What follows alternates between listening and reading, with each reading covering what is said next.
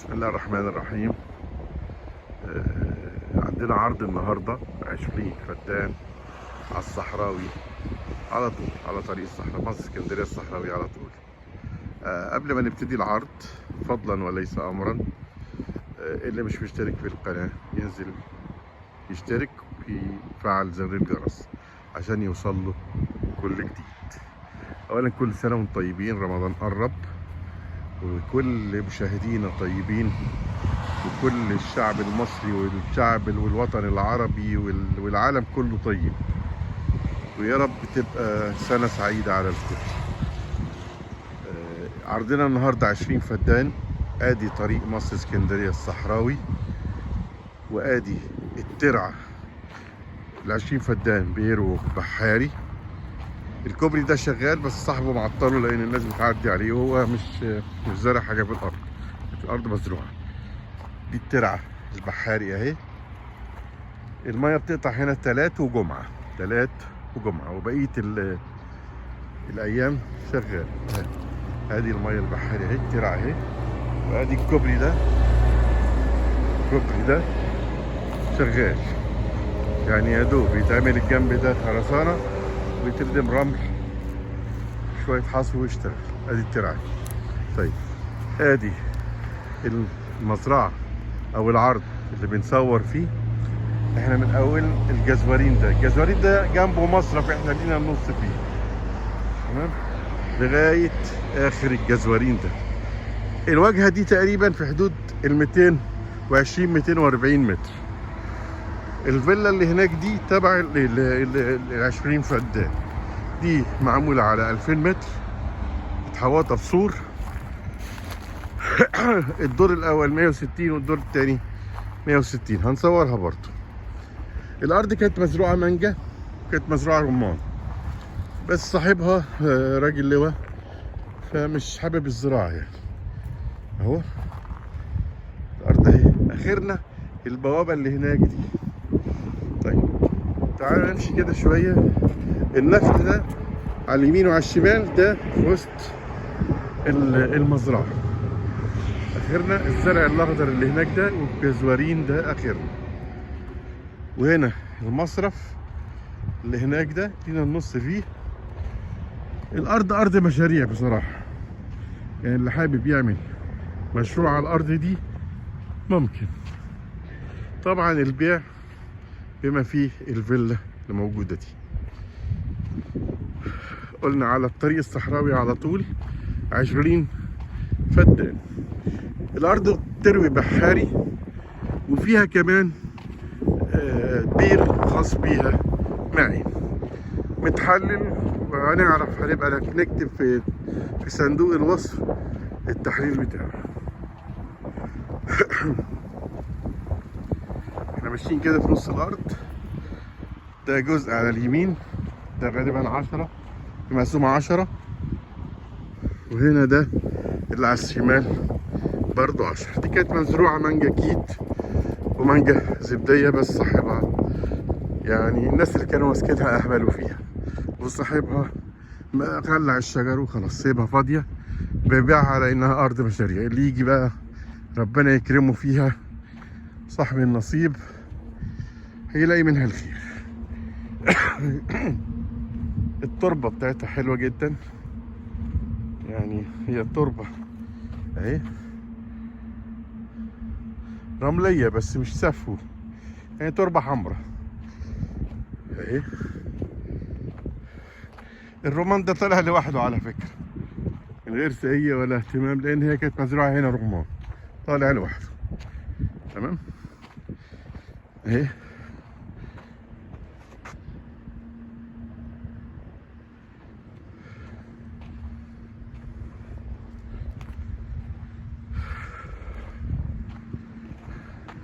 ادي الفيلا اهي من بعيد.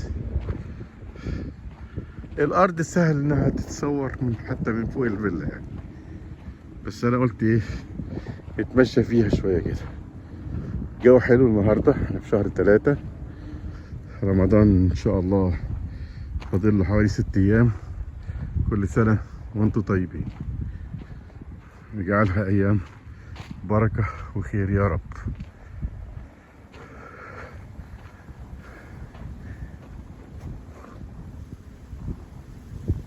النخل ده بيطرح يا ريس؟ ما النخل ايه ده؟ في زغلول وفي سمان. ده نخل زغلول وسماني، والنخل بيطرح وشغال اهو. الارض ليها مدخلين، مدخل من على الصحراوي بس احنا راجل قافل الكوبري عشان من الناس بتعدي على الكوبري وهتبهدله طبعا، ومدخل من البوابة الخلفية. انما سهل جدا الكوبري يتعمل ومش هيتكلف يعني، يبقى على دخلة الارض على طول، هيبقى على دخلة الارض على طول.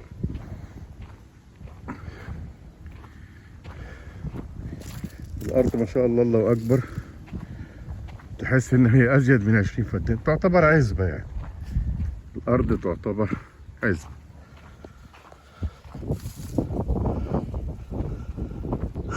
20 فدان. ادي الفيلا اهو، قربنا ناحيتها اهي، وادي البوابة الخلفية بتاعت الارض اهي.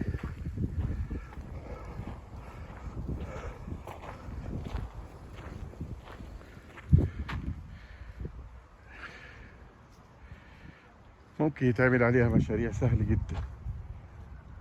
اطلع لما تطلع، سهل جدا يتعمل عليها مشاريع. طبعا الارض فيها خطوط ميه، انما الخراطيم مش ممدوده، يعني هتحتاج خراطيم. ده لو اللي هياخدها هيعملها زراعه. دي بصراحة ممكن تمشي مشروع إنتاج حيواني ممتاز، يبقى مشروع إنتاج حيواني حلاب ممتاز. 20 فدان على الطريق المباشر. الأرض جنب النوبارية على طول، يعني احنا بعدين النوبارية على طول، بينها وبين اسكندرية حوالي 80 كيلو، صح كده مالك؟ أو أقل من 80 كيلو.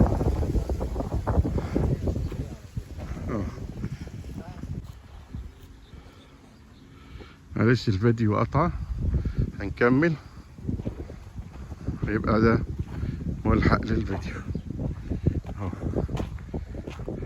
ادي الارض اهي، الفيلا.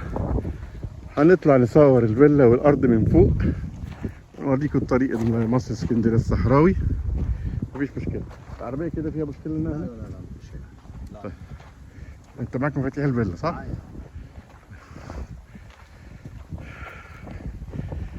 معلش احنا الفيديو ده كمالة وكان قطع، هنكمله تاني.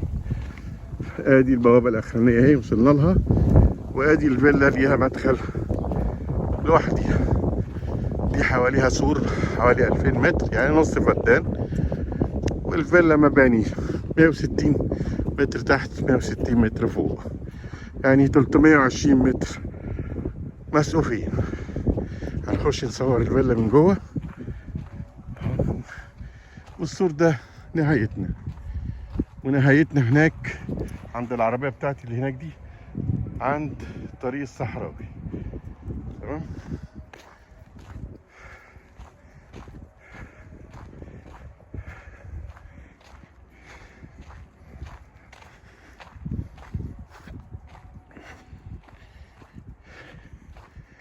هنخش دلوقتي هنصور الفيلا ونطلع فوقها، ممكن اصور لكم الارض من فوق كمان. ادي مدخل الفيلا اهو،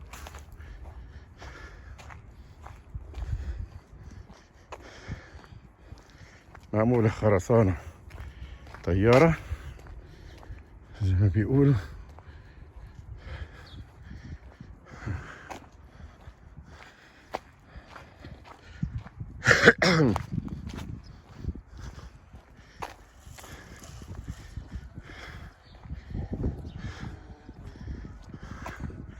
طبعا في هنا كلاب حراسة،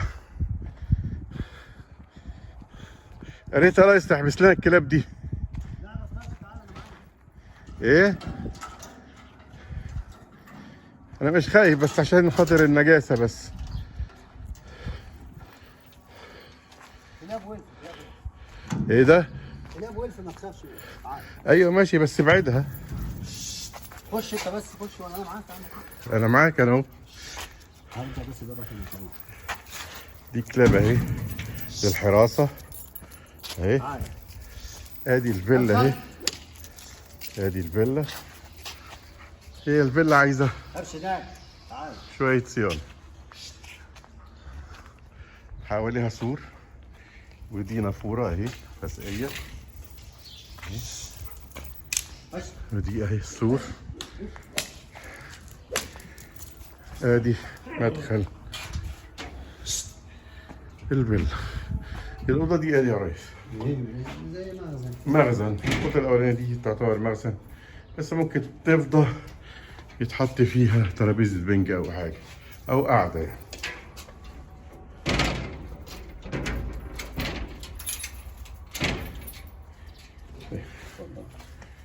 ادي الفيلا اهي من الداخل. طبعا عايزه ترميم وشويه صيانه. الحكي اللي فيها مش قد كده يعني. اهو امريكان كيتشن. وده حمام للضيوف اهو. واضح ان الفيلا عايزه صيانه ومهمله يعني مش صاحبها مش قاعد فيها محدش بيجي. بيطلع الدور الفوقاني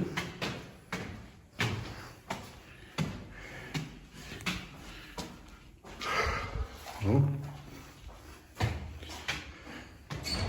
عايزة نظافة طبعا من حديد. ده مطبخ تاني وده حمام. ده بلكونة. ده ريسبشن. ادي اول غرفة وادي تاني غرفة وادي الغرفة التالتة. وهنخرج على التراس. ادي بوابة الفيلا وادي طريق نص اسكندرية الصحراوي. بص الزرع يعني مقارنة كده. الزرع اللي جنبينا بص عامل ازاي. دي موالح. عفوا. ادي طريق مصر اسكندريه الصحراوي. دي الارض كلها اهي لغايه الجزوارين ولغايه شجر الموالح. ودي لغايه اخر الجزوارين برضو. في هنا مصرف جنبينا لينا نبص فيه 20 فدان. ربنا يبارك لصاحب النصيب ويرزق صاحبها الخير يا رب من عنده. طبعا قلنا الفيلا تحت ريسبشن ومطبخ وحمام وفوق 3 غرف ومطبخ وريسبشن صغير. هي عايزه صيانه وعايزه شويه اهتمام زي الارض. انما الزراعات اللي حوالين الارض ممتازه بصراحه. الزراعات اللي حوالين الارض ممتازه. الارض قريبه من نوباريه بتيري وبحاري وفيها بير خاص بيها. الكهرباء اخبارها ايه؟ لها محول خاص. محول كام كيلو؟ مش عارف. طب اسال لنا كده اللي هو. المحول ما انا مش عارفوش. انا مش محول بنتكلم. كبير هو. ايوه ما انا عايز اعرف المحول قد ايه. ما يعرفش. طيب احنا برضه هنكتب الارض ليها محول خاص بيها للكهرباء وليها بير خاص بيها. ده غير انها بتروي بحاري. الميه بتقطع 3 وجمعه. تقطع يومين 3 وجمعه. يعني لو عملنا هنا حفرنا هنا بياره وحفظنا فيها الميه هتبقى زي الفل وهتبقى بالمره مزرعه سمك. الارض تنفع حاجات كتير جدا بخلاف الزراعه. تنفع مشاريع ضخمه وكبيره. هنقول لكم سعر الارض في صندوق الوصف وهنقول كل البيانات الخاصه بالارض في صندوق الوصف. الواجهه اللي على الترعه دي حوالي 240 متر. يا رب العرض يكون على عجبكم. بأكد تاني لو سمحتوا فضلا وليس أمرا، اللي مش مشترك في القناة يخش يشترك ويفعل زر الجرس. شكرا، السلام عليكم. كان معكم مزارع وأراضي للبيع في مصر، أشرف فهمي. شكرا.